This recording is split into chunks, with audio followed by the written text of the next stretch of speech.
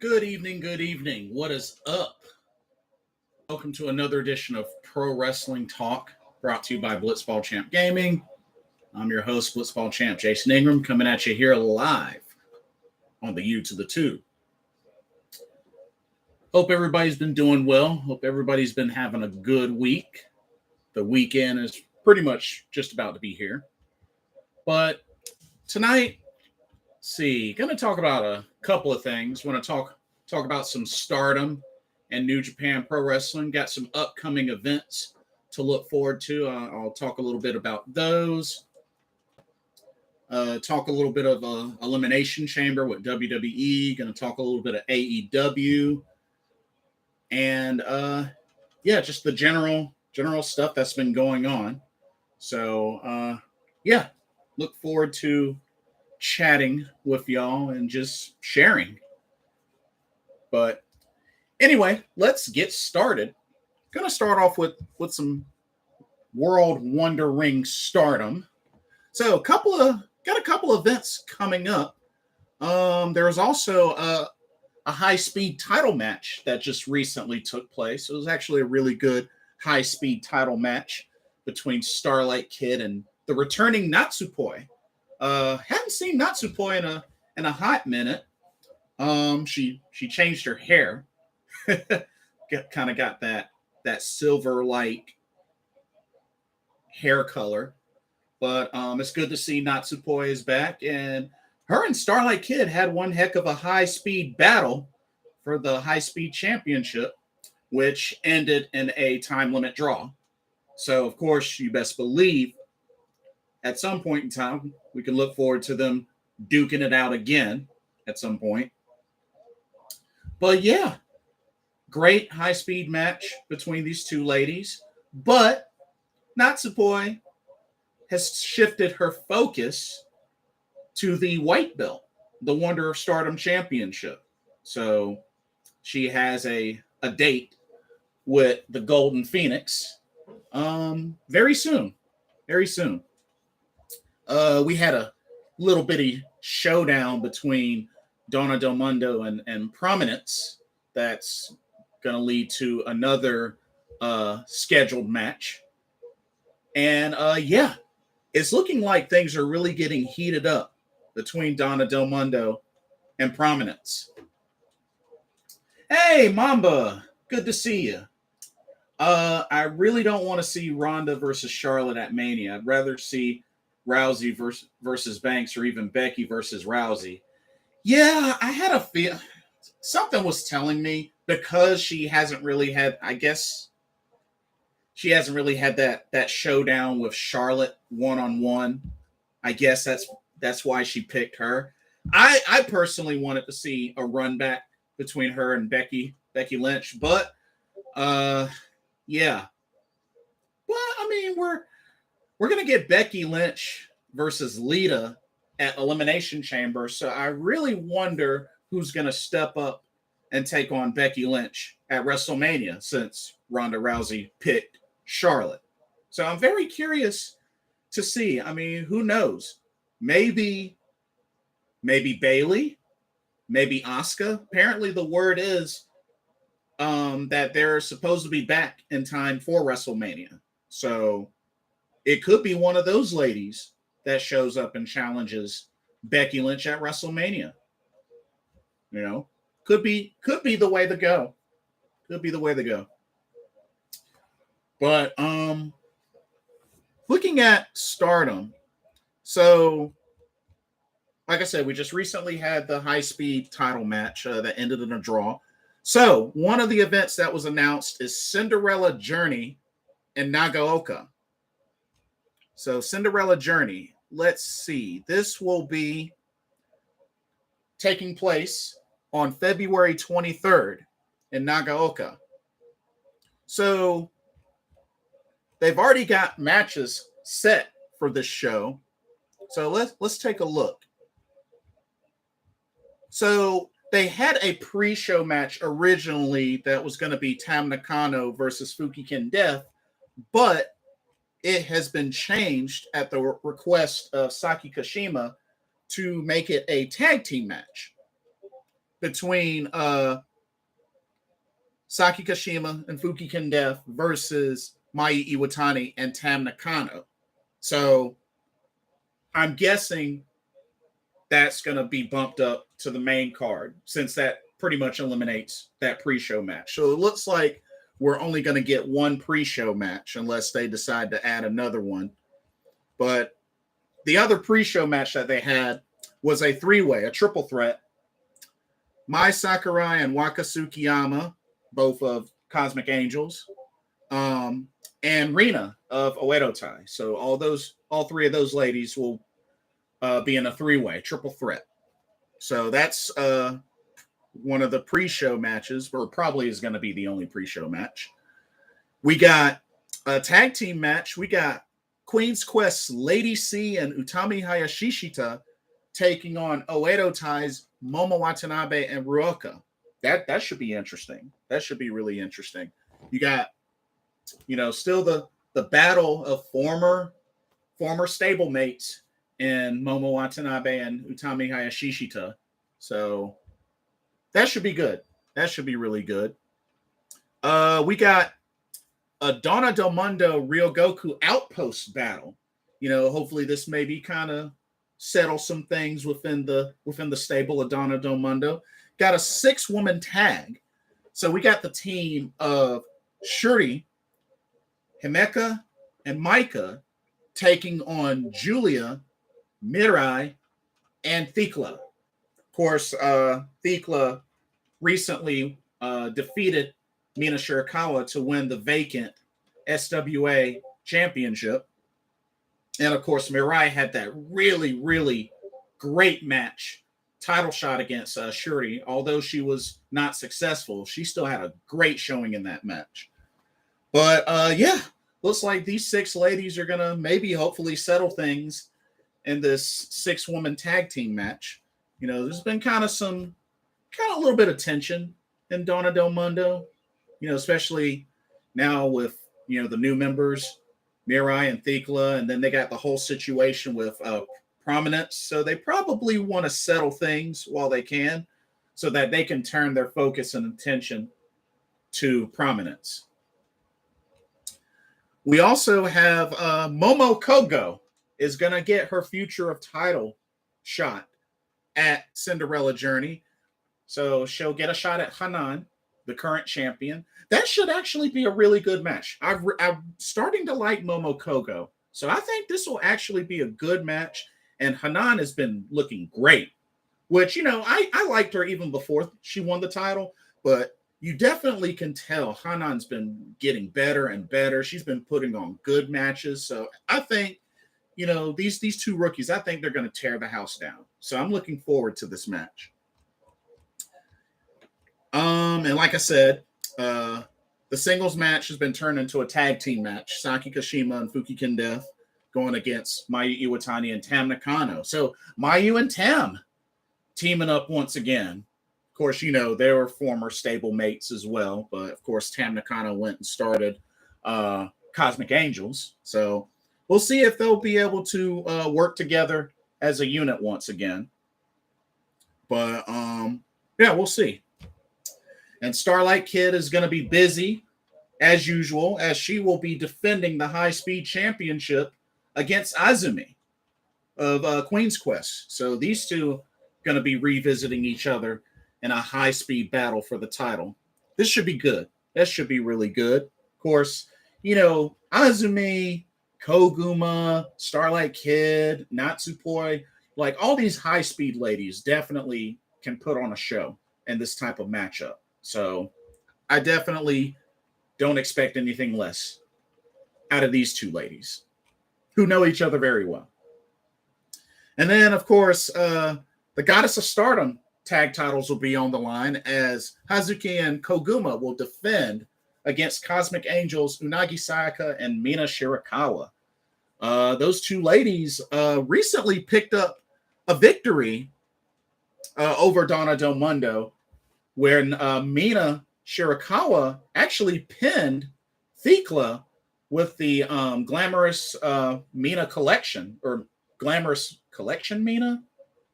Somebody correct me if if I said that wrong. But yeah, she pinned her. So they're going forward with some momentum towards this tag title match. So it'll be interesting to see if they can bring it once they get ready to face Koguma and Hazuki for the Goddess of Stardom tag titles. That should be a banger. And Natsupoi will get her Wonder of Stardom title shot at Cinderella Journey. So Saya Kamitani is going to be defending the white belt against her. Should be good. Should be really good. It's great to have Natsupoi back. So hoping to, see her get some more matches in as it gets closer to that date. But yeah, looking forward to seeing how Natsupoi can do squaring off against Saya Kamitani, the Golden Phoenix. Should be really good. So yeah, Cinderella Journey is looking to be a good card, and that'll be February 23rd. So looking forward to that. And it was also announced that, let me pull it up. We got Stardom World Climax on March 26th and March 27th at the Ryogoku. And it's been set that March 26th, night 1, Shuri, the current red belt champ, the World of Stardom champion, will defend against Julia. And then in night 2, March 27th, Mayu Iwatani will get her title shot against whoever's the champion that second night. It could be Shuri, could be Julia, but Shuri's got 2 tough title defenses ahead of her, but possibly 2 if she defeats Julia. But yeah, those are some tough title matches coming up. We have to also remember when Mayu Iwatani was red belt champion, she had a successful defense against Shuri. So Mayu is definitely capable of beating Shuri and even capable of beating Julia and vice versa. So that show is looking to potentially be strong as well. But, they're still going to be building out the card for that. But those should be 2 banger of World of Stardom championship matches, regardless of who the winner is after night 1. So that should be really good. And like I said, I believe I said it in the last video that I did, the Cinderella tournament is going to be bigger than what we usually see. So I'm guessing they're going to even have more ladies from other promotions in the Cinderella tournament. Like I said, this is supposed to be like bigger than ever. So not only that, they also got a show called New Blood 1, March 11th at Shinagawa, Tokyo, Japan. And apparently, according to their Twitter, their English Twitter account, We Are Stardom, says this show will be centered on a new generation with many participants from other organizations. Those participating players will be announced at a later press conference. That has me excited. I don't know about y'all, but that has me excited, especially as a Stardom fan. I'm looking forward to these upcoming shows. They should be loaded. They should be really, really loaded. A lot of things brewing for Stardom coming up. And we still don't know who that mystery lady is. Still don't know who that lady is, but I think we're going to find out soon. Very, very soon. Still thinking it's Kairi Sane, but we'll see what happens. Mamba says, if you could take one released WWE superstar from 2020 to 2022 and bring them back to WWE and make them a huge star, who would it be? Dang, between 2020 and 2022? Jeez. That's tough. Between 2020 and 2022. Personally,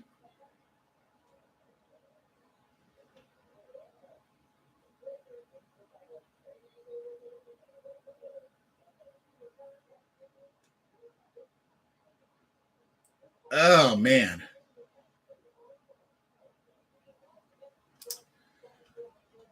One of them would definitely be Kairi Sane. One would be Kairi Sane. Another would be Aleister Black. If I had to pick a woman and a male, Kairi Sane, Aleister Black.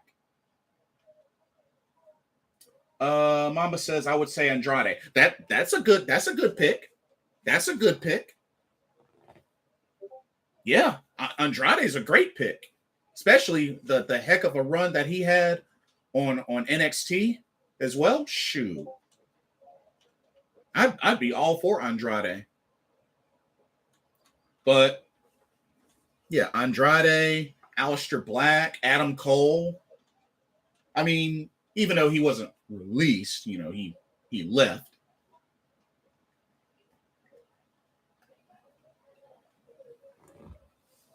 But yeah, definitely I would say Aleister Black. Mamba says Tony Storm, Kairi Sane. Oh, Tony Storm, definitely. Definitely. Shoot. Even Tegan Nox. And Tegan Nox is a phenomenal wrestler. She's one that definitely didn't get much of a chance on the main roster. And I know she's, been hit by the injury bug, but outside of that, Tegan Nox is a great wrestler. So yeah, Mamba, good examples. Good examples. And I know that the word is that supposedly Keith Lee is signing with AEW. Buddy Murphy is one. Oh, Buddy Murphy, definitely. Like, Buddy Murphy's definitely one that's evolved more and more and more. And I tell you, he puts on great matches. Definitely. Personally, I gotta be honest with y'all.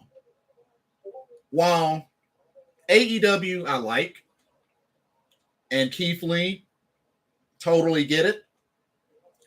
Personally, I think Keith Lee would do better in either New Japan Pro Wrestling or in Impact Wrestling.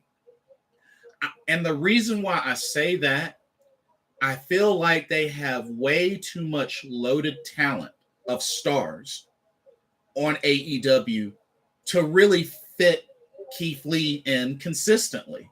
Now, I do realize that they're probably going to have some expiring contracts coming up soon that they are probably not going to re-sign. I get that.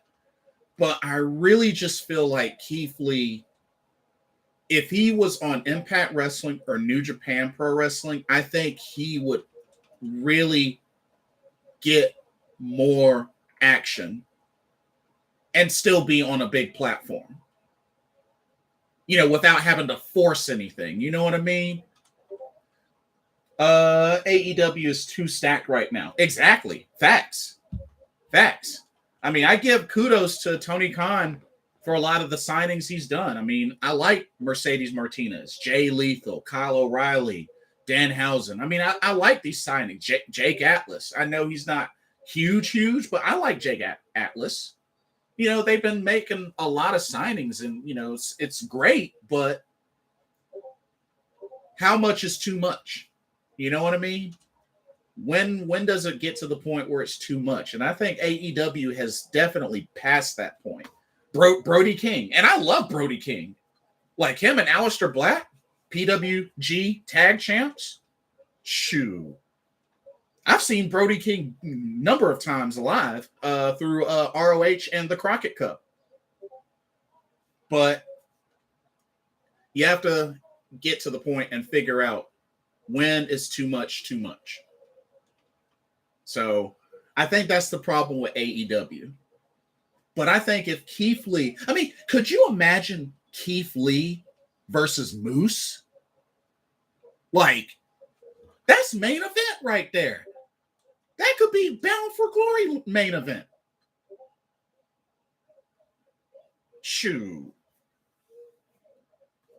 Could you imagine that? Moose and Keith Lee? Shoot. I don't even think those two have even wrestled each other before. Dream match. Yeah, I don't think they've wrestled each other before. Shoot, that would be a banger of a match. Moose and Keith Lee? Shoot, sign me up. Where do I order? Or shoot, New Japan Pro Wrestling? You know what would be a main event for me? This sounds crazy. Hiroki Goto versus Keith Lee. Oh, I would pay to see that. I would pay to see that. Tomohiro Ishii versus Keith Lee. Shoot. Sonata versus Keith Lee. Shoot. The Ace, Hiroshi Tanahashi versus Keith Lee. I bet you these would be instant classics. Tell me I'm wrong.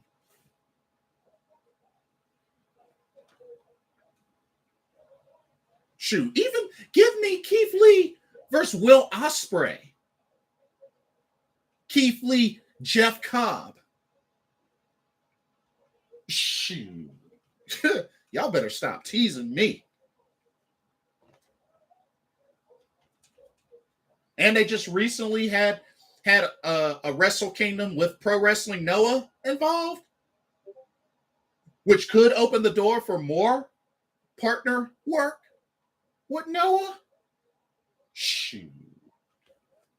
Mamba says, I feel like New Japan could make him a star right away. You dang on right.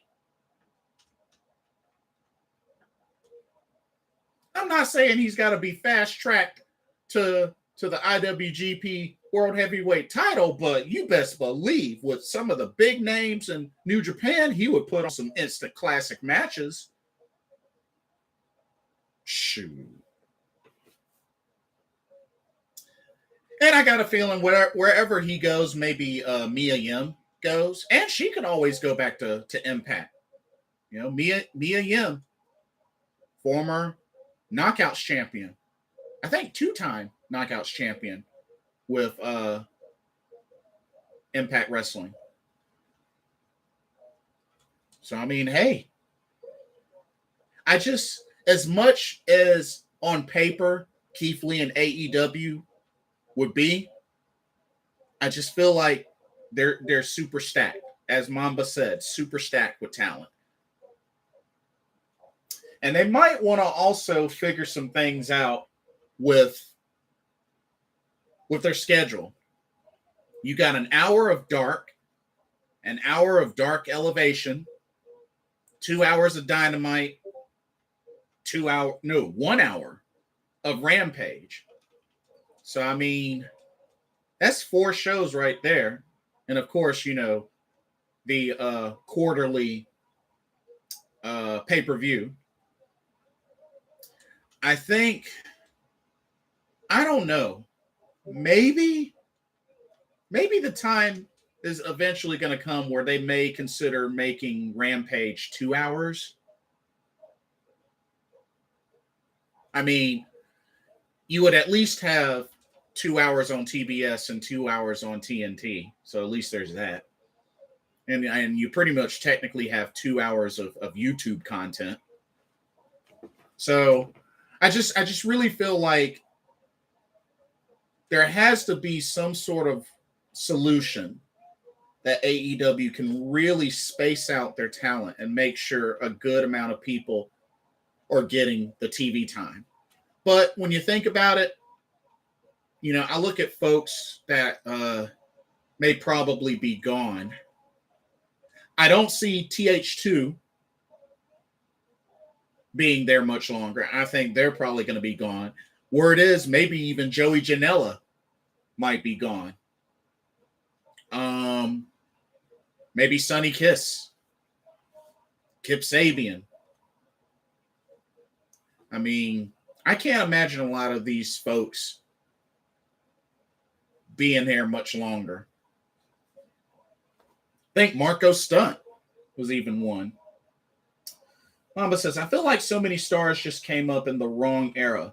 Buddy Murphy and Aleister Black would be stars in the ruthless aggression era when WWE was so open to bringing up young stars. That's a good point. That's a really good point. Got a chance to meet both of them as well. Really, really chill guys, especially Aleister Black. Shoot, I can imagine spending a day hanging out with Queen Zelina and Aleister Black would be pretty lit. And Buddy Murphy's pretty soft-spoken. I mean, he's cool. He's pretty cool.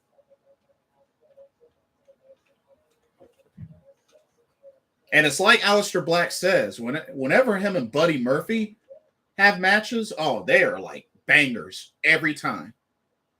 And those two have faced each other at least a good 7-8 times by now. And they've all been good.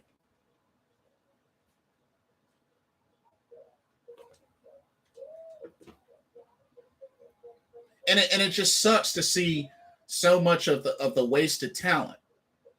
Cedric Alexander.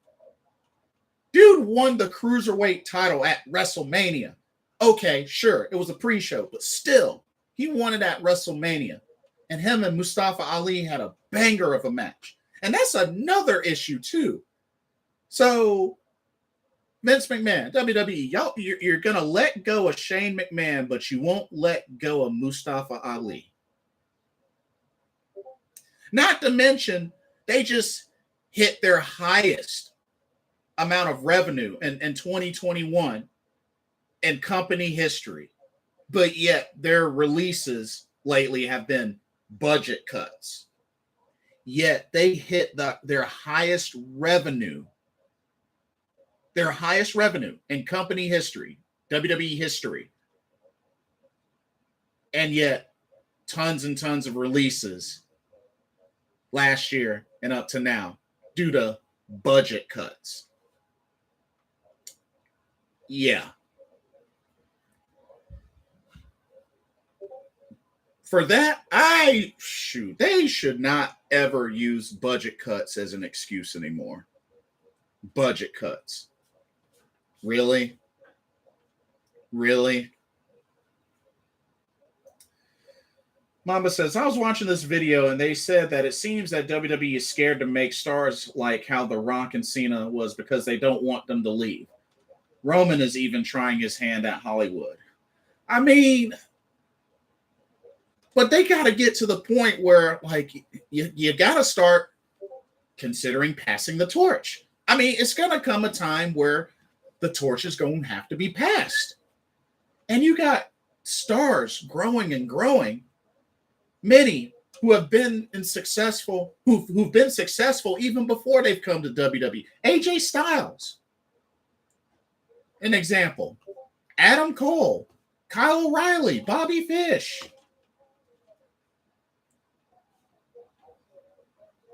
You know, and I'm really hoping the Briscoes have an opportunity to really get put to a bigger platform. I mean, I know they've been ROH faithful, but I think the time has come where we need to see the Briscoes in a much bigger platform. You know what I mean? Shoot. Gallows and Anderson. Even before they came into the WWE. Like, but then again, WWE, when it comes to tag teams, shoot, you know how Vince feels about tag teams. So, I just think it's really ridiculous. Mustafa Ali, great wrestler, ain't doing nothing with him. Cedric Alexander, Shelton Benjamin, I'm sorry, but Shelton Benjamin is one that deserves to be in that same type of spotlight that Kofi Kingston got when Kofi Kingston had a championship run with the WWE title. Why not Shelton Benjamin? He's been done paid his dues, and he's wrestled all over the world as well.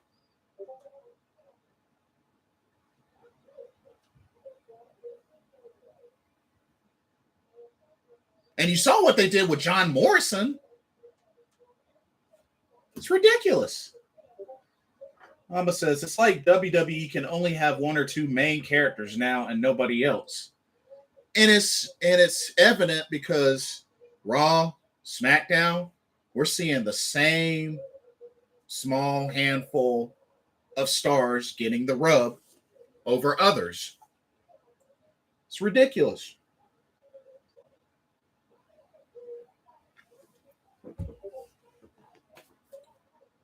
Shotzi Blackheart had a lot of time in NXT. Had a little something when she got to the main roster, did the heel turn, and then just been non-existent. I mean, she recently was in the Royal Rumble, and that's cool and all, but we really haven't seen that much of Shotzi Blackheart on the main roster. Xia Li, appearance here, appearance there, still haven't given her a match.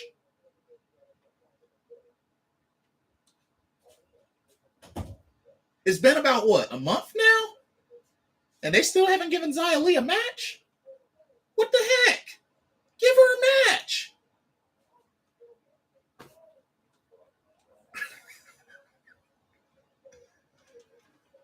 Oh, goodness gracious. Oh, WWE. I'll never understand it. I will never understand it. I guess while we're on talking WWE, so Brock Lesnar. Oh, this is so typical. So after the craptacular turnout with Royal Rumble, with Brock Lesnar losing and then coming right back and winning the Royal Rumble. So not only does he get Roman Reigns at WrestleMania, because that's who he picked Roman Reigns. So not only do we get him and Roman Reigns, but he's going to be one of the participants in the Elimination Chamber where Bobby Lashley will be defending the WWE Championship, which is totally setting up for Brock to win. So we end up getting Roman versus Brock at WrestleMania. Both titles on the line, winner takes all. It's too obvious of a setup, y'all. It's too obvious of a setup. It's ridiculous.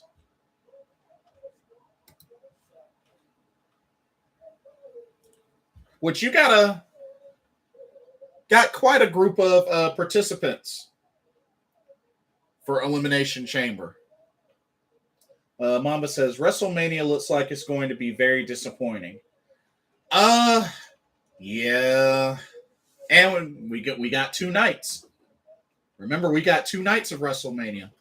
So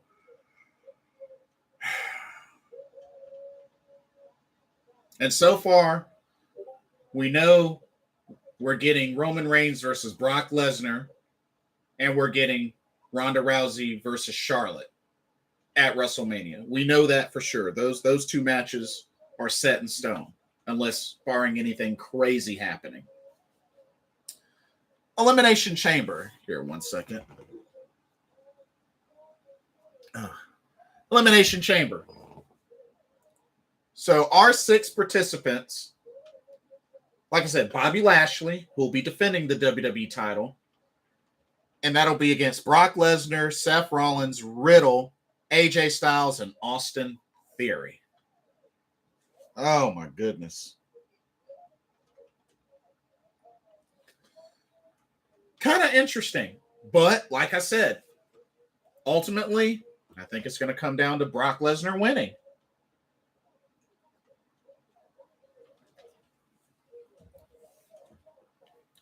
Y'all have to excuse me. My eyes are acting up. Goodness gracious. I don't know. Here, let me move this light some. There we go. But it is really ridiculous. Just this opportunity that Brock Lesnar is getting. Mamba says, I'm getting really tired of Charlotte Flair. She's talented, but dang.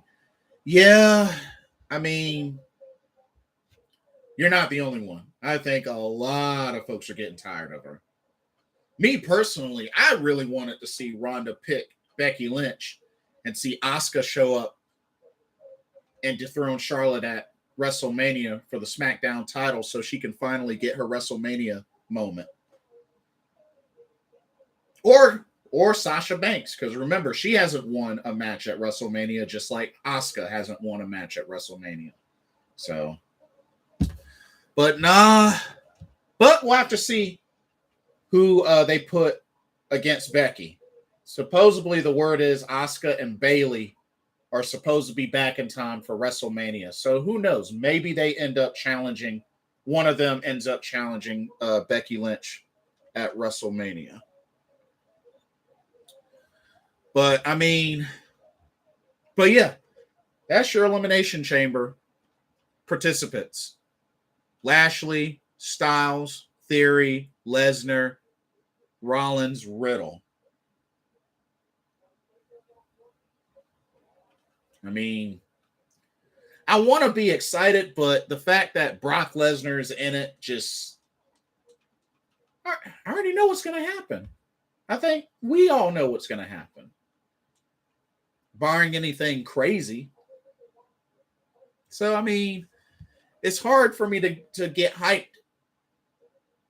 If anything, probably the only match on here that I'm somewhat interested in is the Raw Women's title match. Becky Lynch versus Lena. Which, she was challenged on Raw. Becky Lynch versus Lena could be interesting.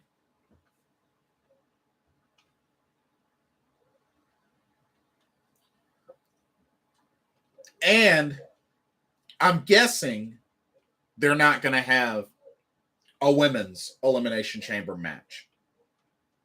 It's kind of a bummer, but something tells me that they're not going to have a women's Elimination Chamber, especially being that the Elimination Chamber is in Jeddah, Saudi Arabia, and you know how they are with, women and competition and such. So I'm pretty sure we're not going to get a women's Elimination Chamber. But who knows? Who knows? And they recently announced Drew McIntyre versus Madcap Moss. Don't care. Goldberg returned and is challenging, not Seth Rollins, Roman Reigns for the Universal Championship. Don't care.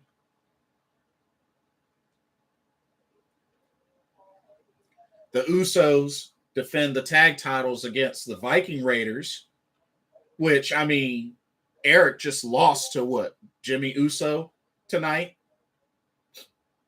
And the SmackDown matches were quick.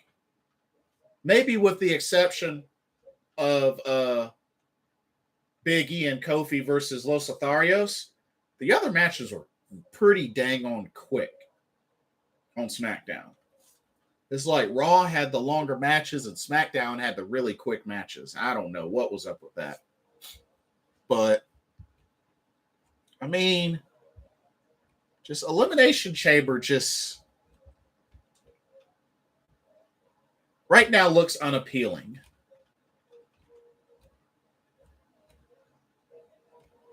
It looks unappealing. Like I said, Becky Lynch versus Lita could be interesting, but yeah.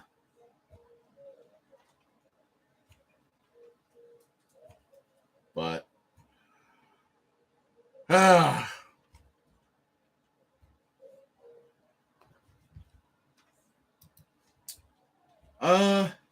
NXT 2.0.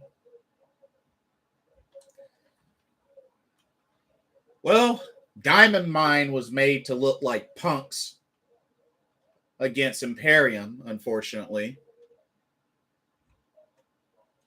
I don't know, man. Ever since Roderick Strong lost the Cruiserweight title. I just feel like, other than the Creed brothers and the Dusty Tag Classic, Diamond Mine has really been looking kind of sluggish lately. But that'll probably change soon, hopefully. Mamba says Goldberg is like 55 in a botch machine and is still getting more opportunities than most of the roster.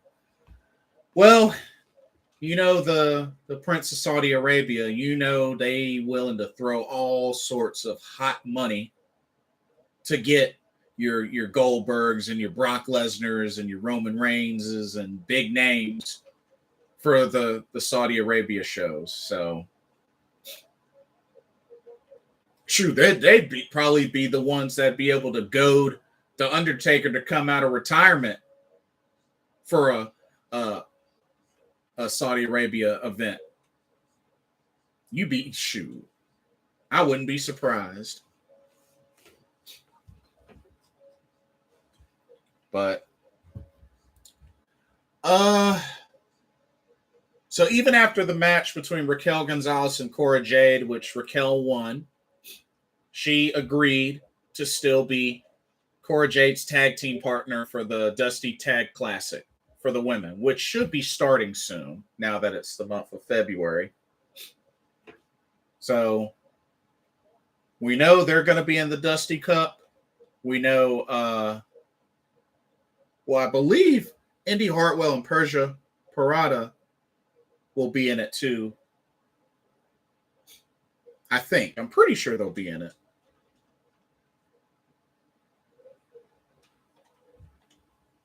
But we'll see what happens with that. I mean, right now we still have the semifinals to run through. MSK versus Idris Enofe and Malik Blade. And then the Creed brothers and Grizzled Young Veterans, which that'll be taking place this coming Tuesday. So it'll be the semifinals. And then the finals, they're going to have the finals of the men's Dusty Cup on at Vengeance Day, NXT Vengeance Day. So that was set in stone for that match. Saray made her return. Now, I was really, really bothered by what they were kind of turning her into. But now that she's back and, they had her with the whole schoolgirl, magical girl sort of thing with the necklace, the sun necklace, walks out into the arena, schoolgirl, transforms into the sun god. I do like her new look. Her new look looks pretty cool. I will say that. Still looks like the same Saray, but I like the new look. Mamba says he could have broken the Undertaker's neck. I'm surprised Vince is still even putting him on TV. Well, Hall of Famer.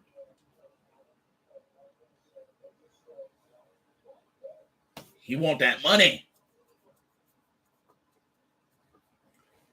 So, and I get it. And I totally get it. I totally get it. But when it comes down to it, shoot. But and then Saray had a backstage moment with crazy Dakota Kai. You would think, which by the way, she was back to her schoolgirl look. You would think all Dakota would have to do is just beat her up backstage and just steal her sun necklace, and then she couldn't transform. But I don't know. I hope it leads to something. And Saray maybe gets into the title picture some way, somehow, eventually. But I don't know. We'll see. But Saray is back. Also, Wendy Chu. Oh, man. Jeez. Formerly Mei Ying. Of course, also known as Karen Q. I am not liking this gimmick with Wendy Chu, the sleepy Wendy Chu. And it sucks because I like her. I like her as Karen Q. I used to watch her back in ROH when she was with the Women of Honor.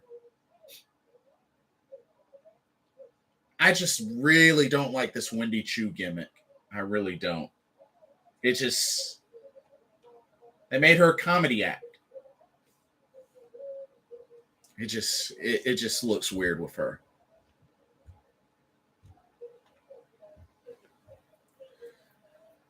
And of course, Kaylee Ray kept wreaking havoc on Toxic Attraction, stealing away the girls and threatening and chasing after Mandy Rose with a bat.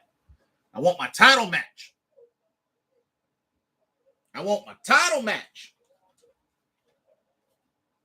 So I'm guessing she's going to get her title shot at Vengeance Day. That's what I imagine.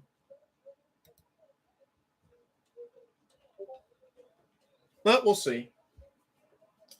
Mamba says, how do you feel about the release of Shane McMahon? I mean, I understand the fact that, you know, he kind of rubbed some people the wrong way. It sounds like backstage. And I heard word was he was pushing stronger for Austin Theory to really get a push. But my thing is this. They'll let him go, but they won't let go of Mustafa Ali.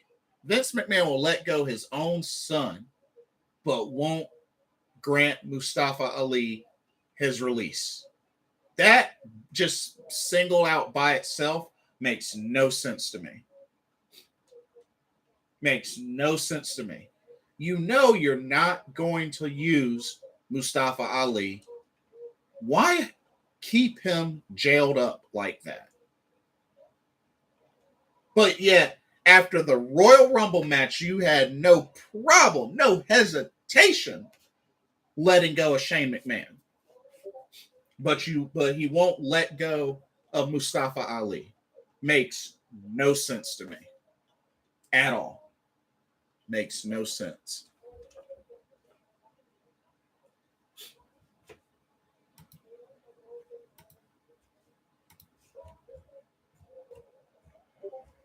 Anyway,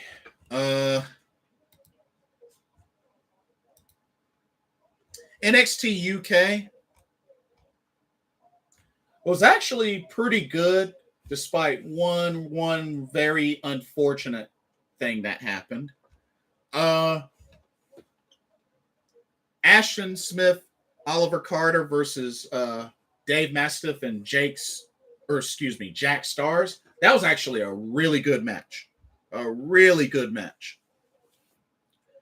And Ashton Smith, Oliver Carter, they're now your new number one contenders for the NXT UK tag team titles. And I think them and Mustache Mountain, I think they're going to have an awesome match. I look forward to that match. Should be good. Should be really good. Unfortunately, main event, the Japanese street fight, Meiko Satomura, Blair Davenport for the NXT UK Women's Championship was started off great. Back and forth, brutal. I mean, we saw kendo sticks, we saw chairs, we saw that little turnbuckle steel piece, saw chain. And it was all really good, just back and forth between these two ladies. Unfortunately, Blair Davenport, I want to say she might have suffered either ankle injury or a torn ACL or meniscus, something like that. Trying to do a apron double foot stomp from the turnbuckle onto Meiko Satomura was on the apron. Blair Davenport on the turnbuckle, hit the double foot stomp, but after hitting Meiko and landing on the ground, she twisted her, it was either her ankle or her knee, but came down badly and awkwardly, and she was screaming in pain. Referee came down, checked on her threw up the X a couple of times, and unfortunately had to stop the match. Meiko Satomura retains the title due to referee stoppage. So it was very unfortunate for Blair Davenport. This rivalry was really brewing. Really, really brewing. But unfortunately, Blair Davenport's going to be out for a while. It sucks to see. Really, really sucks to see. And I think even Meiko Satomura, as it was ending, she was just like, she wants one more. She wants one more chance for when Blair Davenport comes back. Meiko and Blair Davenport. She wants to do it one more time. So hopefully that'll happen. But it's just unfortunate when you see matches end that way due to referee stoppage, due to serious injury like that. But Blair Davenport, also AKA B Priestley, just in case y'all didn't know. But I'm hoping she comes back ASAP because, like I said, I do see her future NXT UK Women's Champion. But I still wonder when Aoife Valkyrie is going to return. I hope she gets cleared soon because Aoife Valkyrie, she's never gotten a title opportunity. And she was undefeated. Of course, she ended up losing to getting her first loss against Meiko Satomura, but she's never had a title shot since she's been on NXT UK. And I think that should change upon her return. Maybe even get another crack at Meiko Satomura.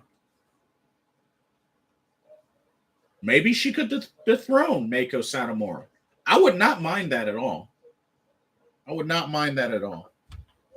But yeah, I really hope for Blair Davenport's recovery. Hope she comes back stronger than ever.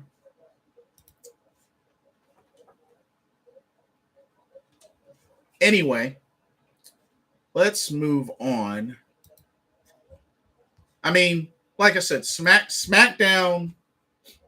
I mean, not really a whole lot with SmackDown other than just Goldberg appearing, challenging Roman Reigns, the hot promo to open the show with Paul Heyman was pretty cool. Like I said, Big E and Kofi versus Los Lotharios was probably the best match of the night because all the other matches were pretty short. And then Ronda Rousey choosing Charlotte Flair for WrestleMania. And that was pretty much SmackDown in a nutshell. I mean, just wasn't really that good of a show. Wasn't that good of a show.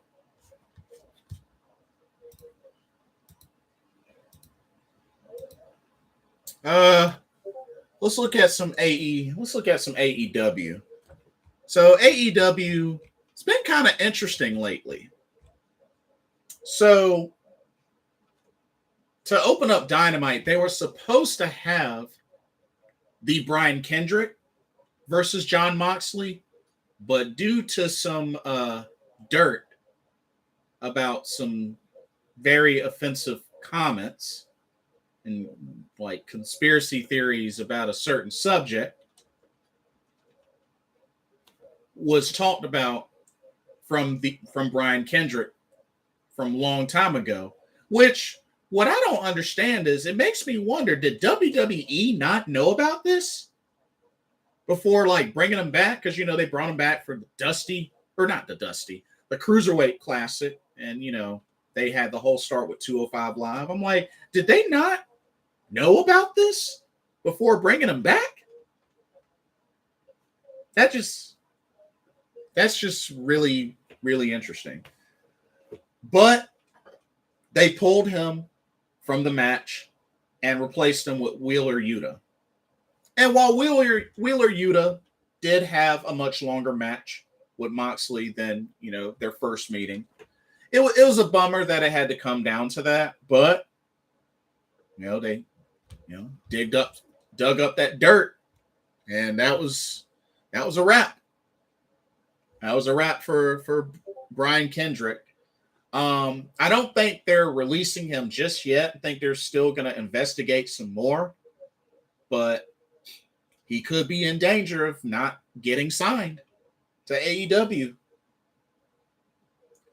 It's unfortunate, but it sucks that that happens sometimes, when stuff from the past gets dug up and it's used against you. Sucks.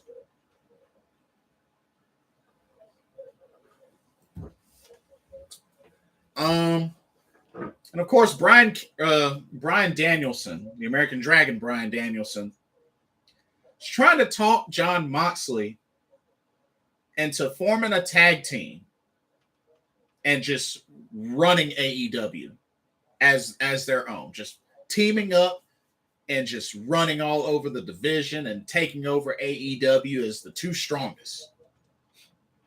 So think about it. Think about it.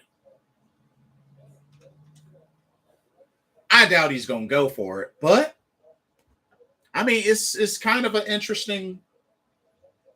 It's kind of an interesting sort of thing. Had a nice little cat fight with Paige Van Zant and Brandy Rhodes, which I don't know, if you ask me,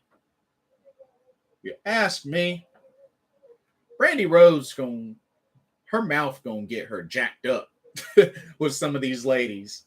I tell you. Because I mean, you can already tell she's kind of that heel. Although she might be technically a tweener. I think she's probably more so a heel, especially when she has her matches. But I mean, it'll be interesting to see if this turns into a feud with her and Paige Van Zant, and they settle it in a match or two. But this is a nice little mini cat fight. But we got to see the Knights of the Black Throne compete, and Pac made his return, teaming up with Penta as they took on Malachi Black, and Brody King.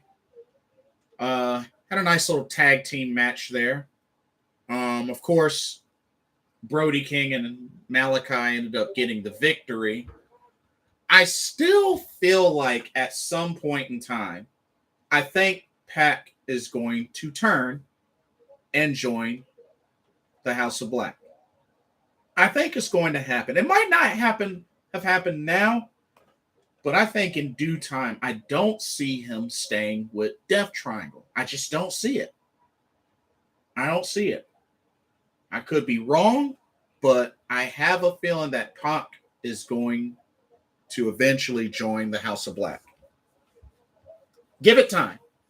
Give it time. He's got to get back into the mix of things, having matches and such, but give it time. I think it's bound to happen.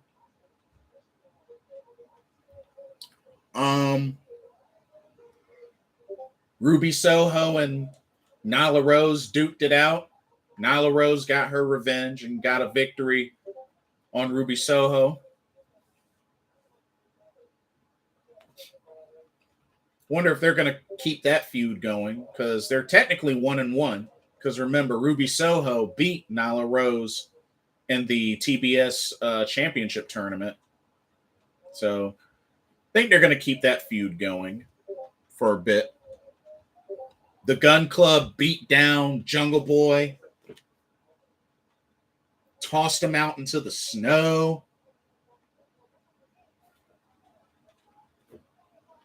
But they're going to be getting their tag title shot, I believe, on Rampage next Friday. So that's coming up. Which I feel like lately, Luchasaurus and Jungle Boy have been defending those tag titles a lot more on Rampage than on Dynamite. I don't know. It's just something I kind of noticed. But had Lance Archer and Hangman Adam Page duke it out for a bit after a promo, after a little interview segment. And it only led to Hangman getting blackout into a table and just left there laying by the murder hawk monster Lance Archer. And of course, next week on Wednesday is their title match, Texas Death Match. So that should be interesting. But I have to be honest with y'all. Hangman Adam Page's title run really has not been that action-packed. Hangman hasn't really wrestled that much since winning the title. He hasn't. I mean, he had the showdown with Bryan Danielson, and he wrestled on Dark. But Hangman hasn't really wrestled much since winning the title. It's kind of a bummer. I mean, at least Jon Moxley and Kenny Omega wrestled a bunch when they were the champ. But Hangman, he hasn't really been wrestling much, to be honest. So hopefully that picks up some. But, he's defending his title next week in a Texas Death Match. So, I mean, that means something.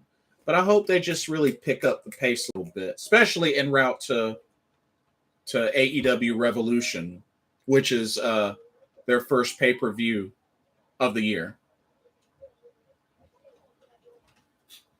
And apparently it's been announced by Chris Jericho that he wants to have a all-hands meeting with the Inner Circle, I guess, to kind of determine the situation and status of things, which I think is going to end up turning into just the Inner Circle, just calling it quits, and everybody goes their way, which really needs to happen. Let Santana and Ortiz go their way so they can start pursuing after the tag titles. Sammy Guevara, he's the TNT champion. Let him do his thing. Jake Hager, I don't know where he is. And Chris Jericho, I mean, I just think the time has come for the Inner Circle to be over. I think the time has come. They need to go ahead and just end on a good note and just go their separate ways and do their thing. I think that's what should happen. I'm hoping that's what will happen. But we will see next week. We'll see next week. And then the main event was MJF versus CM Punk. And I honestly thought that this wasn't going to happen. I thought MJF was going to do some sort of shenanigans to get out of this match. But the match ended up happening. And like I said, it took up quite a lot of time. And it was crazy. It was back and forth.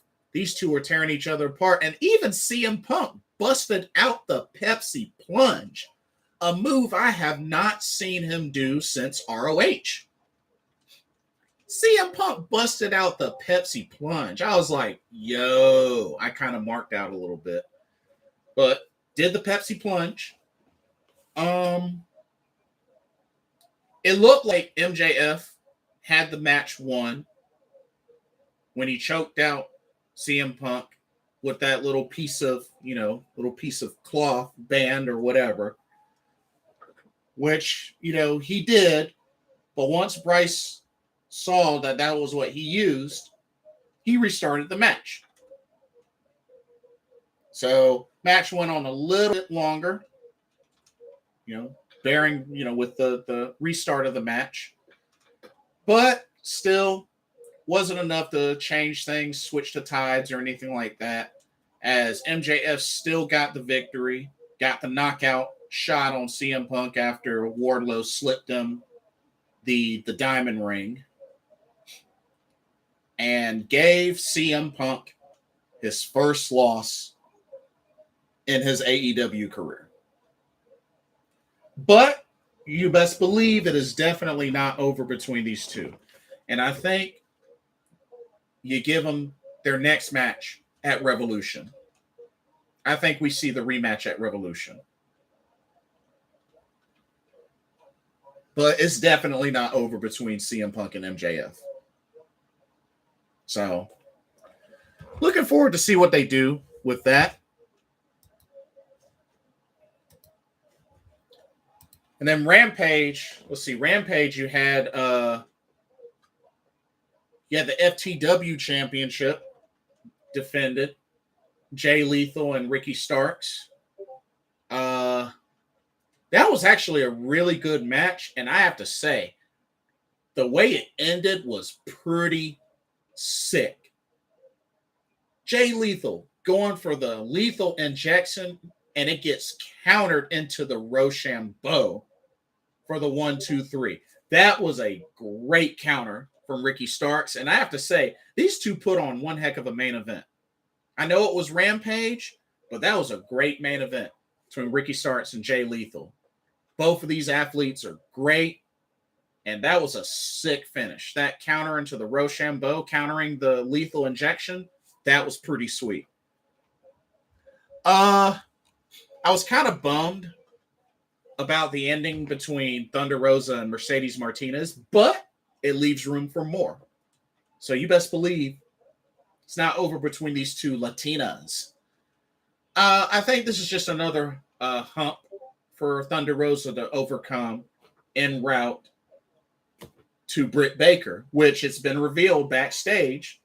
Britt Baker, had a deal with Mercedes to take out Thunder Rosa. But this time, no more losses, as Dr. Britt Baker says. So that just gives confirmation that this is just another hump for Thunder Rosa to get over and overcome in order to get to Britt Baker. So it's coming. It's definitely coming. And I think when the time comes, Thunder Rosa will dethrone Britt Baker and become new AEW Women's Champion. So we'll see how that goes. But it's definitely not over between those two ladies. Definitely not over.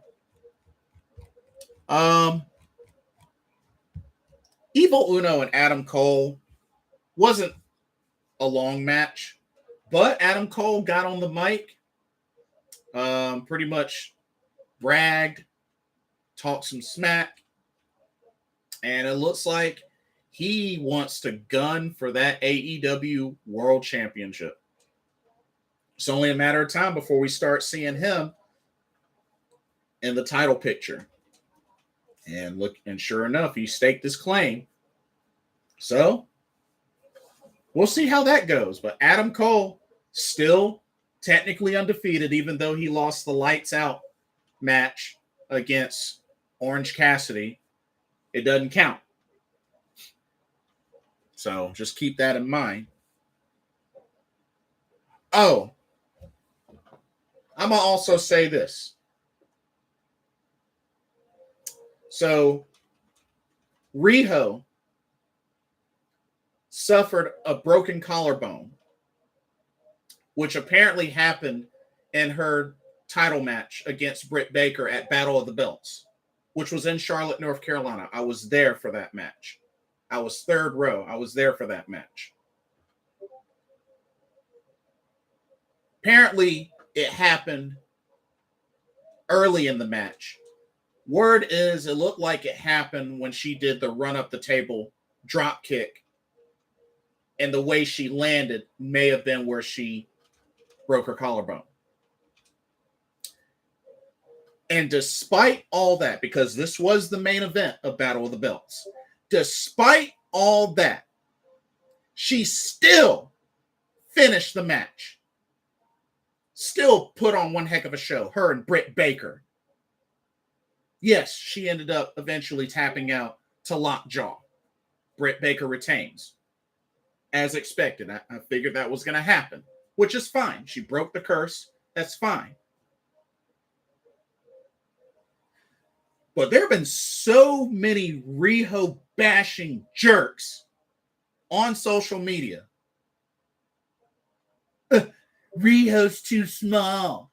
She shouldn't be able to beat anybody. She's like 30 pounds. She's no wrestler. Yet she finished that title match with a broken collarbone. I better not hear jack about her not being a wrestler or her being too small or trash or nothing like that. How many people do you know that can finish a match, an event, whatever, with a broken collarbone?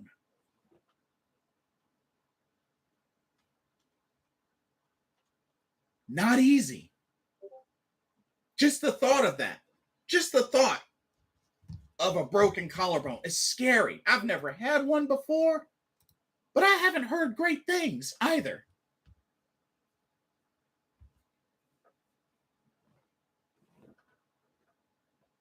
But we got so many Riho bashing jerks on social media talking smack about her not really being a wrestler and she shouldn't be able to beat anybody because she's too small. That woman has been wrestling since she was 9 years old.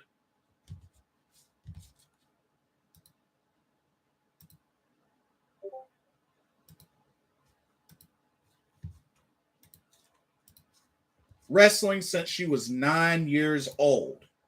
Yes, I understand. May not be a fan of her style. That's fine. But the type of hate that she has gotten has been ridiculous. And this woman performed, broke her collarbone, and still finished that match. They didn't shorten it or anything. Referee, she could have called for medical attention. She could have called for the referee. Referee could have thrown the X, but she continued and finished the match.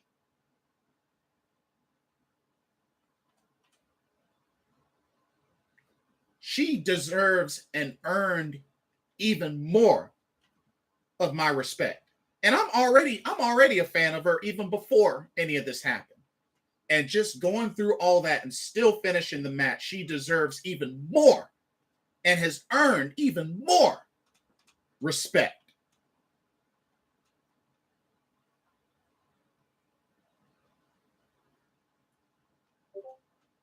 Freaking Riho bashing. Don't even get me started. Don't even get me started. Let me move forward. It makes me sick. Woman went out there, broke her collarbone wrestling this match, and still powered through it. With as small as she is, still powered through it and still had a good match and finished the match. They didn't shorten it or anything like that. Still finished the match. Riho, get well soon. Take your time, recover. Wish you a speedy recovery. Hope everything goes well. We'll miss you. Can't wait to see you smile again. Can't wait to see you perform again. You definitely have even more of my respect. Because that is not easy for anybody to do. But yeah, you got folks out here bashing her for being too small and shouldn't be able to beat or pin anybody, and just, it's ridiculous. Give me a break. Lastly, I want to look at a little bit of New Japan Pro Wrestling. So, got quite a number of events coming up. I mean, I know that they've had to postpone or cancel some shows, from the pandemic and just the COVID. So, I mean, they still got some of the New Year's Golden series going. So they got that still coming up like through February. We got the New Beginning USA tour, which should be good. We got the 50th anniversary event. They're doing a 50th anniversary event on March 1st in Tokyo at the Nippon Budokan. Back in the US, you got NJPW Strong Rivals. So that'll be in California. It's February 17th. And then March will be the start of the New Japan Cup 2022. Starts March 2nd. And that will last all the way up to March 27th. So it looks like March 27th is going to be the finals of the New Japan Cup. So definitely got that to look forward to, as well as the 50th anniversary event. Got a couple of NJPW Strong events. You got Strong Style Evolved in Tampa, Florida on March 20th. You got Lone Star Shootout. That'll be in Dallas, Texas, April 1st, April Fool's Day. Let's see. You got Hyper Battle 2022 starting in April. And that'll last from April 3rd to April 9th. So got quite a number of shows there. And they just recently announced, for all those in Chicago, Windy City Riot will be coming to Chicago, Illinois. That's April 16th. So they just announced that show.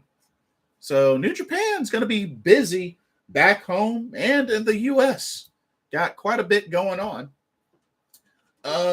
Also, shout out to the Makai Project.